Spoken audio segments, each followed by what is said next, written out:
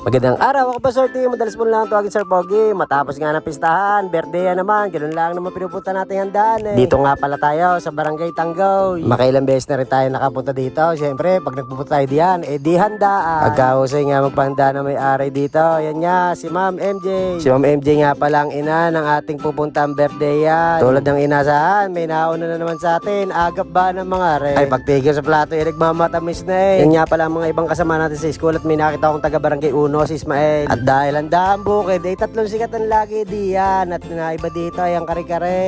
May seafoods may alimasig at saka hipon. Siyempre, berde yan, hindi mawala ang pansin. First bite up, pagkasarap. Ako'y taka, ano ba meron sa minutong bukid at pagkasarap? Yun lang, dito na tumigil ang mundo ng ating bunso, si Hop. Ay, nakakita ba naman ng cloud? Ay, parang binuhusan ng malamig na tubig si Hop At saka yan pa ang isa, ay pakaway-kaway na lang. Ay, paano? Nakita, mascot. At yan nga ang ating bibo at poging si McQueen na may birthday. At hindi mawala ang ating kamahala ng kanyang kapatid, si Majesty. Ang magulang ng dalawang iyan ay si Maring MJ na kasama na sa school at si Paring Gilbert na nasa abroad. Time check, pasado 12 na, hindi pa nag-uumpisa ang program wala pang MCA. At haba tayo naghihintay, nag-igot-igot muna tayo. Ay, big time ang pag-giveaway Pabango by Maestro Sen. Ay, hindi lang, may candy corner, may popcorn, may ice cream, may cotton candy, may photo booth, at may face paint pa. Yun lang, sa baraso pinipinturahan si Tutoy. At yan nga, dumating na sa wakas ang MC, si Sir Christian. At isa pang taga-barangay si Ma'am Janay. Ano ga mga rin, nagantayan, kaya na late. Ay, sa inip nga niyo, nagpako na sa akin na kung ano sa iba't ibang book. Ang ganap nga pala ni Hop dyan na isasayo siya ng ating birthday boy, si McQueen. Hindi pa nga magkaintindihan ng dalawang bata dyan kung anong gagawin. Ay, kala magpapicture lang Ay siya, happy 7th birthday Tutoy. Magbabait sa ibang araw, baltang kaligyo. Paalam!